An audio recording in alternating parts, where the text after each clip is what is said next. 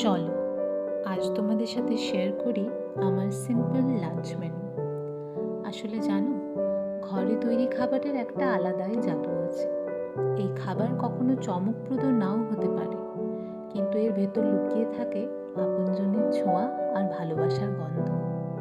আচ্ছা বলো তো, তোমরা যারা রেস্টুরেন্টে বসে বাটার চিকেন, নান বা শাহি পনির খেতে খেতে ইনস্টাগ্রামে ছবি দাও, সত্যি করে বলো তো, ওই ফ্যান্সি প্লেটগুলো কি কোনোদিনও গরম ভাত আর ডালের মতন তৃপ্তি দেয়?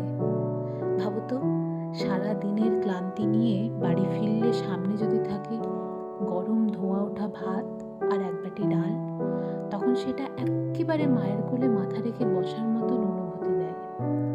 সব ক্লান্তি, সব দুশ্চিন্তা যেন গলে গিয়ে মিলিয়ে যায়।